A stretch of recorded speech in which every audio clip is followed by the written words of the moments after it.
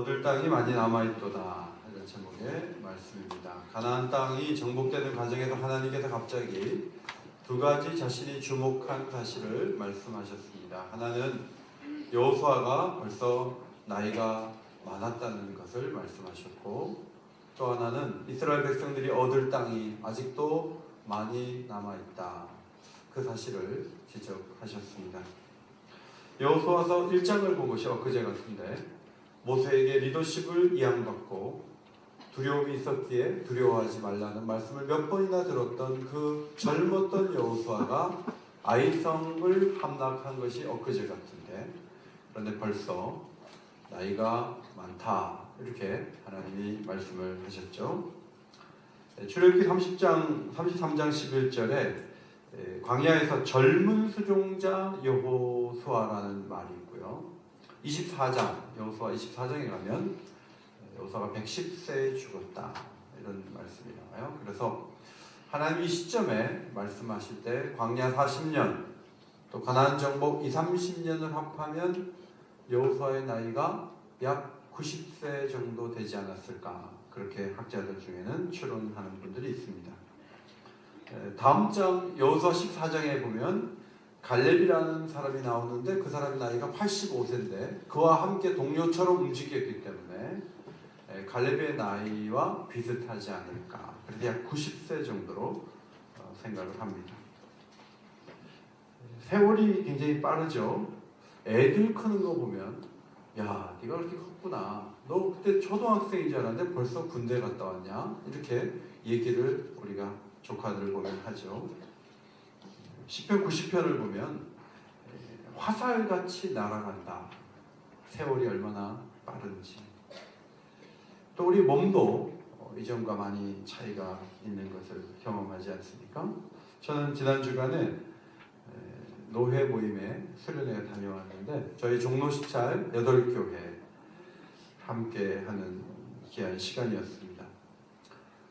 우리 김영철 목사님께서 8교회 목회자들 중에 제일 맏형 역할을 하셨었어요.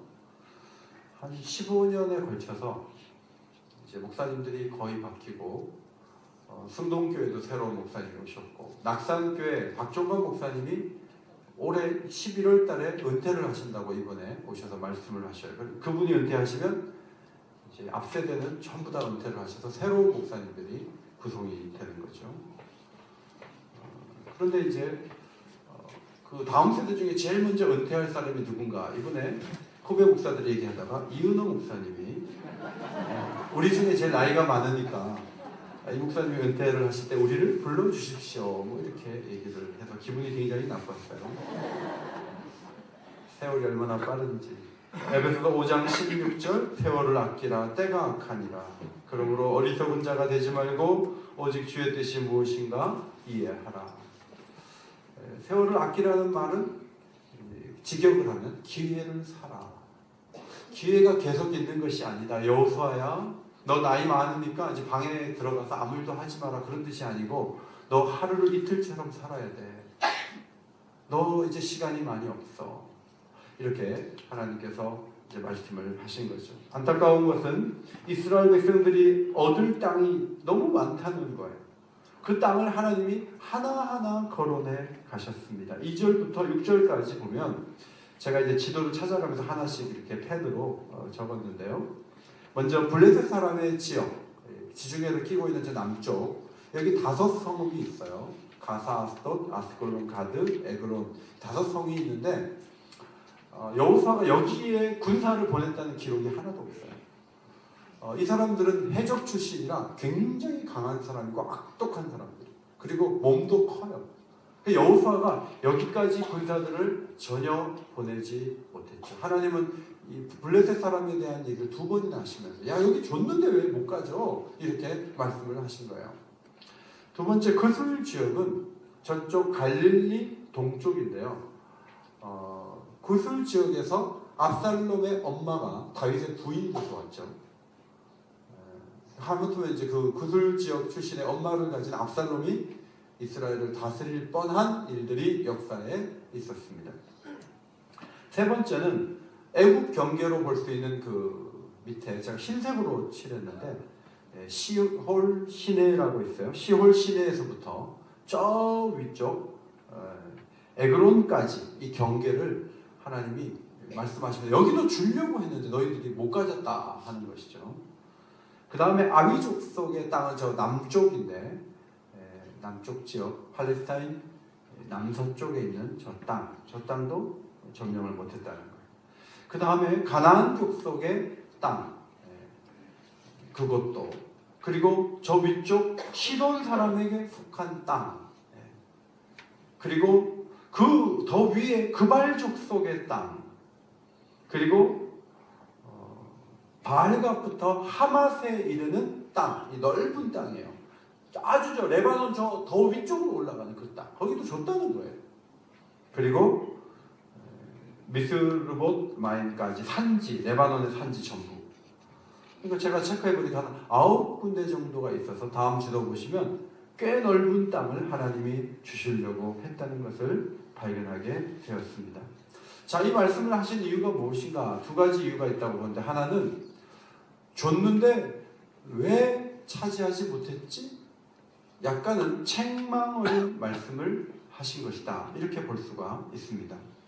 여러분, 서촌에 사는 외삼촌에게 지방에서 조카가 올라와서 한 달 머무를 때 외삼촌이 너 잘됐다, 여기 중요한 곳이 많아, 경복궁, 청와대, 그리고 인사동 거리도 가보고 대한민국 역사박물관, 이 서촌에 있는 박노수 미술관도 가볼만 하고, 또 옛날에 그림에 나오는 인왕산 계곡에 나오는 이 다리도 한번 봐야 되고, 온 길에 윤동주 문학관도 한번 가봐라 해서 외삼촌이 딱 표를 짜가지고 데리고 다니려고 했는데, 이 조카가 바빠가지고 친구들 만나고 영화 보러 다니느라고 정작 한 달이 다 지났을 때 가본 데가 별로 없는 거예요. 이제 집에 가야 되는데 외삼촌이 막 얘기하는 거예요. 인사동, 삼청동, 뭐 인왕산 계곡, 청와대, 경복궁 뭐 쭉 얘기하는 거 뭐죠? 무슨 말이냐면, 야, 시간을 줬는데 내가 너한테 도와주려고 네가 시간이 없어서 돌아다니라고 못 봤어 라고 말씀한다면 이제 안타까운 마음으로 얘기하는데, 지금 하나님이 관광 코스로 얘기하는 게 아니에요. 생명을 걸고 뺏어냈어야 될 땅을 너희들이 차지하지 못했어 라고 하나님께서 심각하게 말씀을 하셨다는 거죠. 그런 차원에서 보면 우리가 인생을 살아올 때, 또 교회 생활을 할 때 하나님께서 교회에 대한 기대와 우리 각 사람에 대한 기대가 있는데, 그 기대가 굉장히 컸는데 우리가 조금밖에 살아내지 못했을 가능성이 커요. 어쩌면 하나님이 2019년에 오긴교회는 한 3,000명 모이는 교회로 계획을 했는데, 우리가 전도를 별로 안 하고 우리가 애들 놓치고 하는 바람에 우리가 오늘 더 적은 수가 이렇게 모여 있는지도 몰라요. 우리 개인적으로 뭔가 하나님께서 우리 인생을 통해서 더 많이 풀어가려고 우리에게 많은 복을 주셨음에도 불구하고 우리는 그 뜻을 알아차리지 못한 채 그냥 오늘에 머물고 있는지도 몰라요. 나는 너의 인생을 통해서 이런 계획을 했는데 넌 지금 뭘 하고 있어? 넌 주일 낮예배 한번 드리고 집에 가고 말이야. 넌 뭐야? 라고 우리에게 말씀하실 수도 있다는 거예요. 하나님이 거론하신 블레셋 5성읍만 해도요, 이스라엘 역사를 보면요, 여기를 뺏지를 못하고 여호수아가 그냥 쳐내버린 거예요. 그래서 나중에 법궤가 뺏겨져 가지고 이 5도시를 돌면서 다곤 신전 속에 법궤가 들어가 있던 때가 있었거든요. 여호수아가 만일 블레셋 5성읍을 점령을 해버렸다면 이스라엘의 역사의 흐름이 바뀔 수도 있었는데 조상들이 게을렀던 거예요. 그래서 후손들이 많은 곤욕을 겪었던 것을 우리는 발견하게 됩니다. 제가 부산에 있을 때 이렇게 보니까 저기 섬 같은 게 하나 보여서 저게 뭐예요? 그러니까 사람들이 대마도예요. 여러분 40km밖에 떨어져 있지 않아요. 일본이 코앞에 있어요. 근데 거기서 왜군들이 집결을 해가지고 계속 부산으로 넘어왔단 말이죠. 그러면 우리 조상들이 배를 한 20척 띄워가지고 대마도 정도는 정벌에 나섰으면 임진왜란 같은 일도 굉장히 축소돼서 일어났을 거예요. 그런데 누구 하나 그것을 정벌해가지고 아주 그냥 왜구들이 못 오도록 그렇게 한번 도전해본 그런 조상들이 얼마나 있냐 이거예요. 그러니까 너무나 고생하고 맨날 공격당하는 거예요.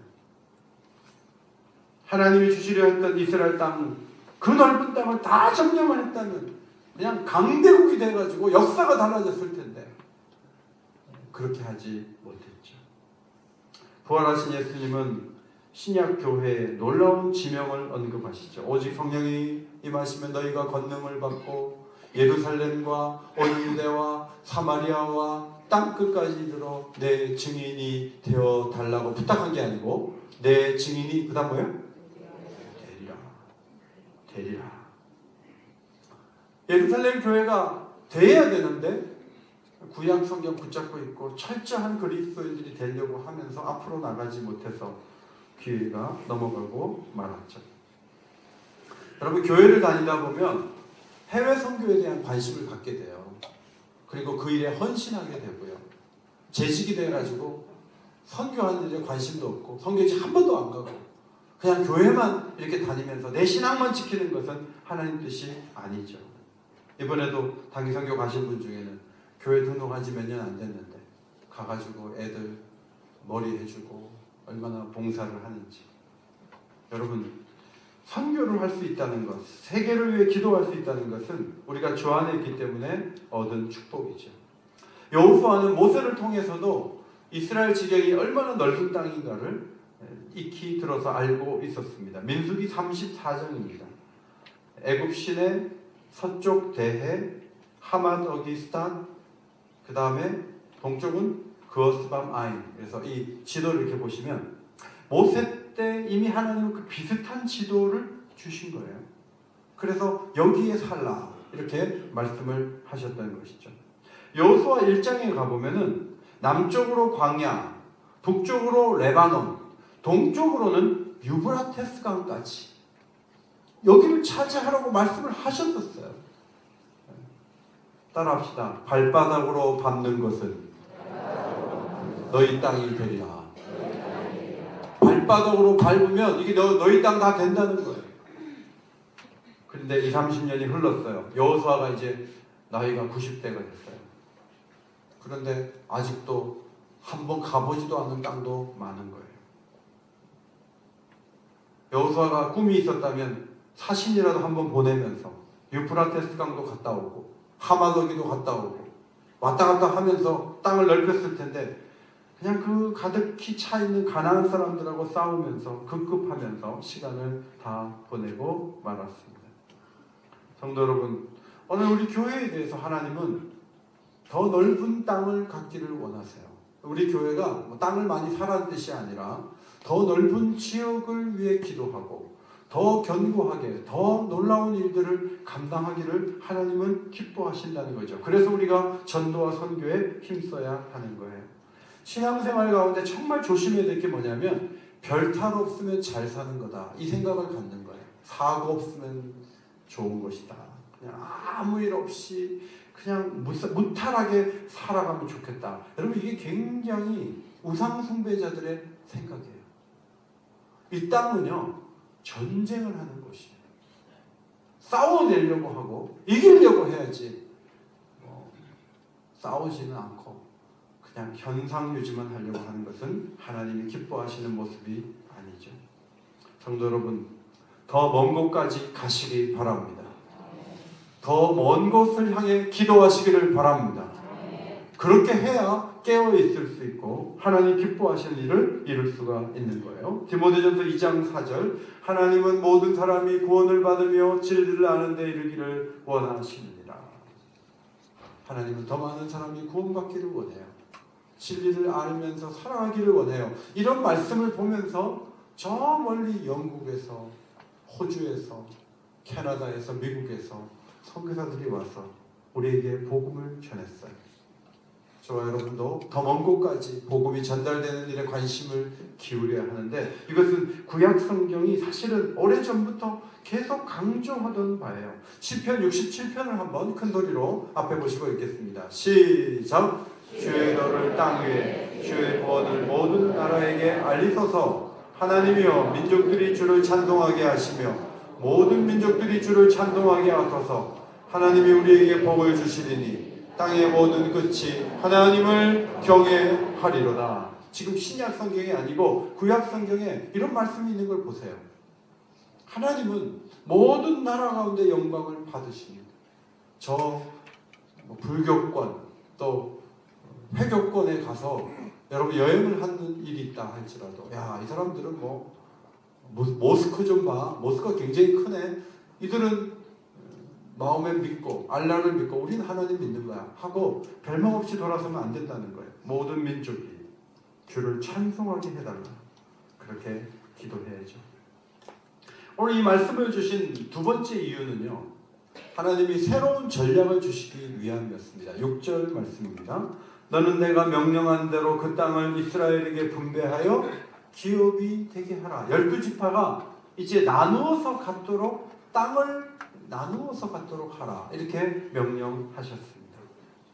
그럼 뭐든지 혼자 하는 것, 중앙 집권으로 하는 건 별로 좋지 못해요. 우리나라도 이제 지방의 여러 지방의 분권을 가지면서 지방 자치를 하면서 우리나라가 좋아지잖아요.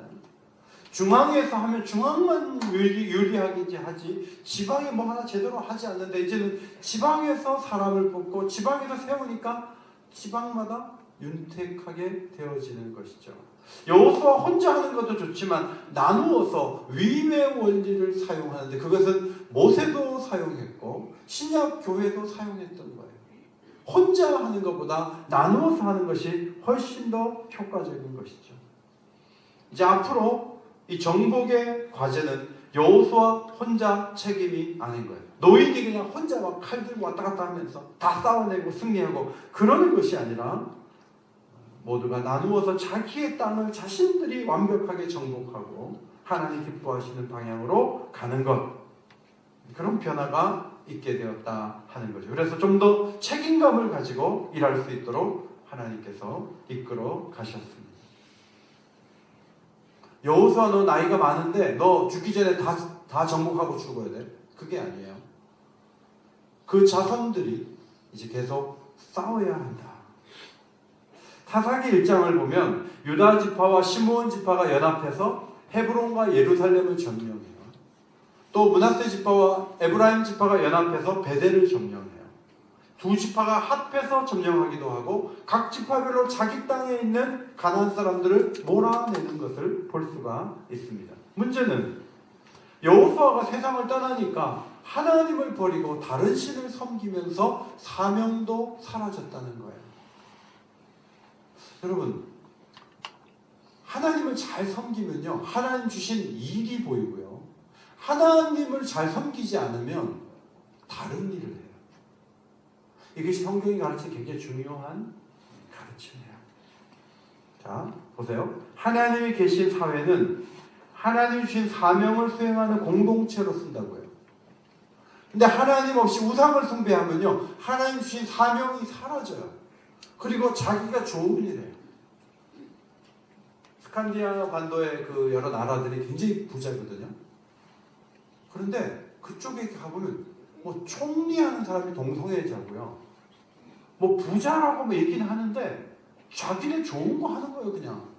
그러다 보니까 도덕적으로 굉장히 타락하고 방향을 잃어버리면서 힘을 잃게 되는 거예요. 여러분, 하나님을 잘 믿다 보면 하나님께서 우리에게 주신 사명을 발견하고 그 사명에 헌신하면서 값진 삶을 살게 될 줄 믿습니다. 이것이 하나님 우리가 섬기는 기쁨이고 보람인 거예요. 사사기 21장 25절에 그때 이스라엘에 왕이 없으므로 사람이 각기 자기 소견에 옳은 대로 행하였더라. 왕이 없었다. 이것은 사울, 다윗, 솔로몬 이런 왕이 아니고요, 하나님이 없었다는 얘기예요. 하나님이 없으면 자기 좋은 대로 사는 거예요. 역사가 그렇게 살았던 시대가 있었다는 것을 보여줍니다. 사사기 1장에 보면 쫓아내지 못했던 민족들, 아니면 쫓아내지 않았던 민족들이 나와요. 므낫세 지파는 네 족속을 쫓아내지 못했고, 아셀 지파는 자그마치 7 족속을 그냥 안고 살았어요. 아모리 사람에 대해서는 막 밀려가지고 단 지파가 쫓겨가서 산지로 올라가기도 하고, 나중에 힘을 내서 아모리 족속을 제압은 했지만 쫓아내지는 않고 동거했죠. 이것이 이들의 잘못이었습니다. 모세는 출애굽부터 요단 동편까지 차지하는 사명을 수행했고 여호수아는 요단을 건너면서 가나안 서편을 차지했어요. 12지파는 앞으로 요단 동편과 서쪽을 정복하면서 하나님께서 말씀하시죠. 시온 시내부터 저 위쪽 하만 어디까지 모든 것을 완벽하게 정복하는 사명을 가지고 있었습니다. 문제는 12지파가 일을 나눠줬는데 열심을 다하지 않았다는 것이죠. 하나님이 말씀하신 명령을 지키지 않아서 그 쫓아내지 못한 사람들이 어떻게 됐냐면 함정이 되고 덫이 되고 가시가 됐어요. 그래서 고통을 주는 사람들이 되었다 하는 거죠. 성도 여러분, 우리가 선교도 열심히 해야 되지만요, 이 지역이 살아야 돼요. 이 지역이 살아야 되고 또 우리 집안도 살아야 되고 그리고 우리의 속에 있는 이 성품이 성들이 있거든요. 이기심의 성들, 죄에 물든 성들이 있어요. 그 성들을 하나하나 점령하는 것도 매우 중요해요. 자, 베드로전서 4장 3절 말씀 앞에 보시고 같이 읽겠습니다. 시작. 너희가 음란과 정욕과 술 취함과 방탕과 향락과 무법한 우상 숭배를 하여 이방인의 뜻을 따라 행한 것은 지나간 대로 족하도다. 옛날에 잘못했던 걸 계속 반복하면 안 돼요. 어떤 집은요, 술을 못 끊어요. 아예 DNA가 그렇게 있는 것 같아요. 그게 하나의 성이거든요. 그걸 이겨내야 돼요. 이 바람을 피는 것도요, 이게 대를 이어가는 거예요. 그게 정리가 돼야 돼요. 불신자 때 행하던 일들을 예수 믿은 지가 벌써 몇십 년이 됐는데 그대로 답습을 하면서 쉬쉬하는, 이건 절대로 하나님이 허락하지 않아요. 근데 가만히 있으면 그냥 안고 사는 거고 욱하면 나오는 거예요. 베드로전서 4장 7절 마지막이 가까이 왔으니 정신을 차리고 근신하여 기도하라. 깨어서 기도해야 내 마음에 이 오래된 이 안 좋은 습성들을 점령할 수가 있지 않겠어요? 그걸 그대로 안고 사는 것은 하나님이 기뻐하시는 모습이 아니다 하는 거예요. 뭐 잘못한 일이 있으면 목사님만 잘못했다고, 목사님 책임지라고. 여러분, 지방 분권으로 이미 넘어선 지 오래됐어요. 여호수아가 이렇게 말한 다음부터 지도자 한 사람을 책망하는 시대가 아니에요. 이제는 각자가 싸우는 거예요. 사랑방별로 싸우고 전도회마다 싸우고 부서마다 움직이고 힘을 다해서 앞으로 달려가는 거예요. 저도 수련회 갔다 왔는데 그 순간에도 우리 교회에서 4개 부서에서 수련회 하는데 얼마나 열심히 하는지 각자 싸우는 거예요. 누구 한 사람 바라보고 그냥 시간 보내는 그런 세상이 아니다 하는 거죠. 이번에도 교회 리더들을 만나보니까 참 감동적인 말씀하시는 것이 들었어요. 훌륭한 분들이 이렇게 주변에 많구나. 막 많이 배웠어요. 목회를 어떻게 저렇게 잘할 수 있는가? 어떻게 저렇게 헌신적일 수 있는가? 보면서 카톡으로 너무 감동받았습니다. 많이 배웠습니다. 교회들이 지지부진한 것 같지만 오늘도요, 깨어서 움직이는 교회는 무섭게 움직이는 거예요. 그래서 자기에게 주어진 전투를 멋지게 수행하는 교회들이 우리 주변에 많이 있는 거죠. 성경을 보면 하나님이 말씀하신 이 넓은 지경을 다 차지하고 더 넓게 차지했던 왕이 딱 한 사람이 있었다는 거예요. 그 사람이 누구냐면 솔로몬이에요. 자, 그 강에서부터 읽겠습니다. 시작. 그 강에서부터 블레셋 사람의 땅에 이르기까지와 애굽 지경에 미치기까지 모든 나라를 다스림으로 솔로몬이 사는 동안에 그 나라들이 조공을 바쳐 섬겼더라. 싸우지도 않고 다 점령했어요. 다 조공 갖고 와요. 솔로몬의 영향 속에 있어요. 솔로몬은 여호수아도 이루지 못한 일을 멋지게 이루어냈고 이제 다 평정한 다음에 성전을 지을 때 두로왕 히람에게 사신을 보내서 이런 말을 했어요. 이제 내 하나님 여호와께서 내게 사방에 태평을 주시매. 뭐가 없다고요? 원수도 없고 또 뭐도 없다고요? 재앙도 없다다. 그래갖고 몇십 년을 갖다가 원수도 없고 재앙도 없고 편안하게 살았어요. 그래서 솔로몬이 어떻게 됐나요? 열왕기상 11장 4절 솔로몬의 나이가 많을 때 여자들이 그의 마음을 돌려 다른 신들을 따르게 하였으므로 아버지 다윗과는 달랐다 하는 거예요. 어쩌면 싸워야 될 대상이 있고 긴장을 해야 되고 기도해야 되고 뭔가 계속 싸워나가야 되는 평생의 삶이 우리는 피곤해서 그런 일 없이 그냥 태평성대를 누리지만 아무런 기도할 제목도 없고 그냥 편안하게 살면요 마음이 딴 쪽으로 가게 돼 있어요. 저는 요한계시록을 보면서 앞으로 막 대접이 쏟아지면서 계속 재앙이 있는데 요한계시록 19장까지 계속 전쟁이에요. 계속 죽음이 나오고 계속 마귀가 움직여요. 하나님은 빨리 좀 마귀를 집어 던져버리지 왜 마귀를 그냥 둬서 이 세상을 이렇게 복잡하고 어렵게 만들까? 새하늘과 새 땅이 펼쳐지기 전날까지요 마귀는 계속 움직여요. 무섭게 움직여요. 왜 하나님 그렇게 하신지 아세요? 우리 성도들이요 깨어있고 싸우도록 하시기 위해서 그래요. 여러분 이 싸움을 저주받은 것으로 보시면 안 돼요. 살다 보면 이런 싸움 저런 싸움 이런 고통 저런 고통이 계속 온단 말이죠. 그 속에서 하나님을 더 찾으시기를 바랍니다. 여러분의 영성이 커지고 여러분의 신앙의 근력이 강해지고 새로운 힘을 얻고 앞으로 나가는 그래서 어려움이 이렇게 오면요 아이고 또 어려움이 왔네 내가 기도를 덜 했나 이러지 마세요. 어려운 일을 통해서 하나님은 또 일을 하시기 때문에 어려움이 오면 그 어려움을 가지고 하나님 이번에 무슨 일을 하시려고 어려움을 주시는 거지 하고 그 어려움을 이겨내고 그 어려움 속에서 기도하고 그 어려움 속에서 승리를 경험하고 그 어려움 때문에 강해지고 하나님 기뻐하시는 자리에 서게 되시기를 주의 이름으로 축원합니다. 그것이 하나님 기뻐하는 모습이에요. 마귀는요 여러분이 싸우려고 해야지 마귀를 이겨요. 마귀의 습성 가운데 하나는 개하고 비슷해서 여러분이 뒷걸음치면요 마귀는 더 덤벼들어요. 개하고 비슷해요. 캐나다에 전에 갔을 때 거기 개를 이렇게 키우더라고요. 근데 제 아내는 개를 너무 무서워요. 개가 이렇게 오는데 개 두 마리가 막 이러니까 너무 좋아가지고 그 말 같은 개 두 마리가 그냥 제 아내에게 막 저는 이렇게 하니까 저한테 안 와요. 여러분 마귀를 대적하시기를 바랍니다. 야고보서 4장 7절 같이 읽어요. 시작. 마귀를 대적하라. 그리하면 너희를 피하리라. 마귀하고 싸울 생각을 안 하고 대적도 안 하고 그냥 편안하기만 원하고 그러면 안 돼요.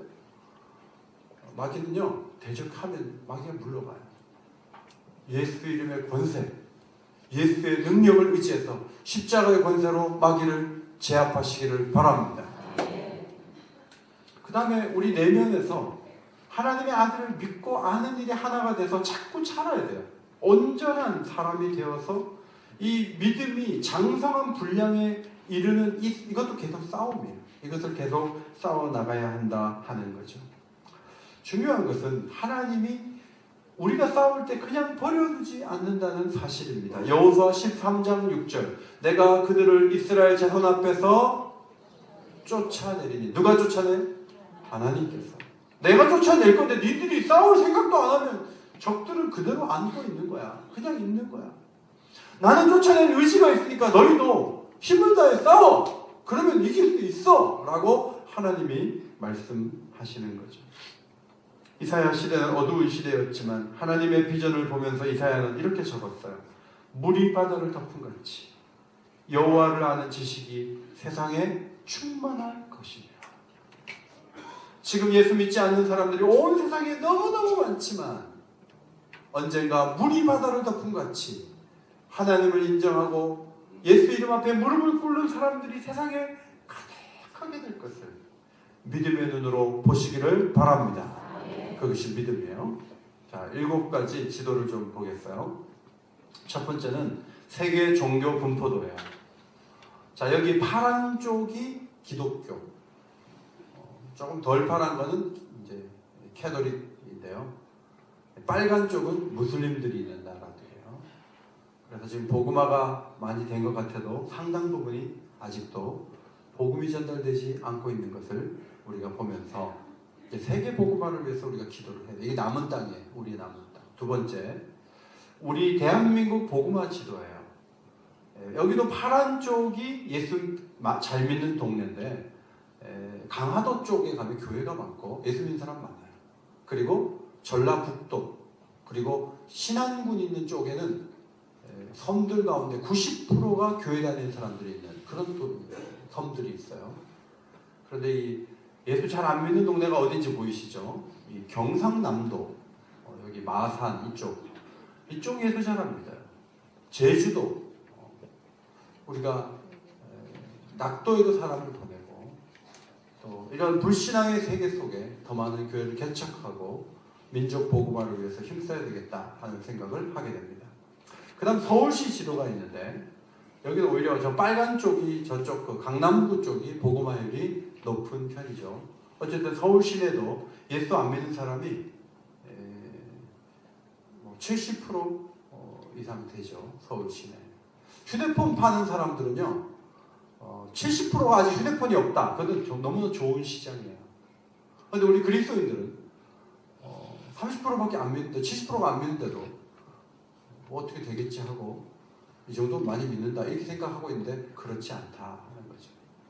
그 다음 종로구 지도인데 이번에 제가 경기도에 종로 시찰 수련회 갔다 왔는데 8교회를 한번 제가 표시를 해봤어요. 어디 있나 쭉 표시를 해보니까 8군데 표시를 해봤어요. 이제 우리 같이 싸우는 거잖아요. 목사님들이 혼자 싸우는 게 아니잖아요. 서로 정보도 교환하고 종로구의 흐름도 파악하고 뭐가 유익한지 어떤 방향으로 가야 될지 서로 얘기들을 하면서 서로 전선을 구축해야 되죠. 종로구가 복음화될 수 있도록 우리가 기도해야 돼요. 그 다음에 또 제가 사는 아파트 3, 4 라인을 한번 봤는데 가운데 이건 엘리베이터예요. 근데 교회가 있는 집이 한 3집? 30집이 사는데 10%밖에 교회를 안 다니는 거. 아니면 교회 안 붙이고 교회 다닐지 모르지만 제가 새벽기도 올 때도 보면 새벽기도 가는 사람 별로 없어요. 늘 반복해서 나오니까 좀 만날 텐데 거의 새벽기도 다니는 사람이 별로 없어요. 800세대가 넘는데 나 편하자고 저 아파트에 가서 사는가 여기 내가 파송된 거 아닌가 이 주민들하고 좀 어울리면서 복음전도 해야 되지 않겠는가 이제 그런 생각을 하게 돼요. 다음 이거는 우리 어머니 쪽 가게를 한번 제가 해봤는데 이 하얀색은 교회 안 다니는 우리 식구들이고 빗살무늬는 교회를 지금 다니고 있는데 조카들 가운데 교회를 안 다니는 조카들이 있죠. 오른쪽도 좀 적어봤어요. 근데 이 조카들을 또 우리 작은 아버지 복음 전해야 되겠다 그런 생각을 다시 하게 됐어요. 또 하나의 싸움이 있죠. 또 하나의 싸움은 우리 내면의 싸움이에요. 이 죄성 가운데 어떤 사람은 이 화내는 것을 못 참아요. 그게 아버지도 그랬고 할아버지도 그랬어요. 그게 조상 때로부터 계속 물려오는 아주 견고한 진, 블레셋 같은 그 진 가운데 하나가 화내는 거예요. 근데 그 화를 계속 내는데 막 3, 40대 아버지가 막 화냈는데 7살짜리도 막 상을 둘러엎는 거예요. 그러니까 그 집안은 계속 화내는 유전자가 있는 거예요.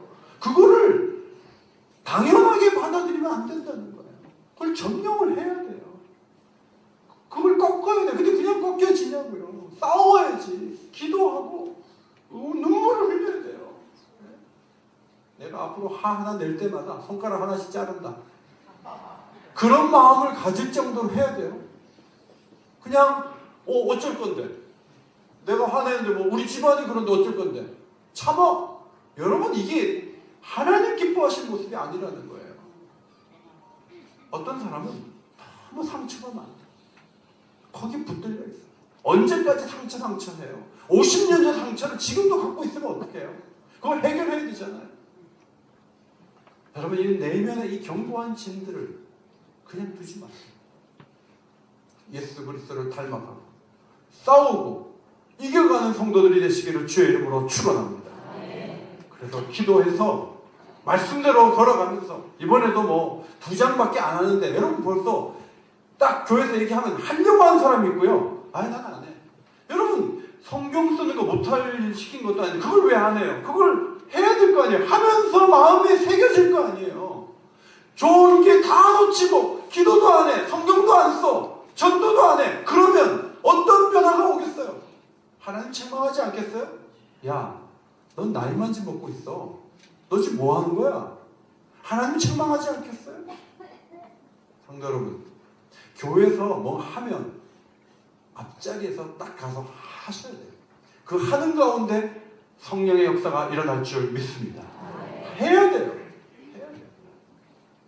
우리에게 남겨진 땅이 많이 있음을 기억하고 앞으로 나아가 승리할 수 있는 아름다운 성도들이 다 되시길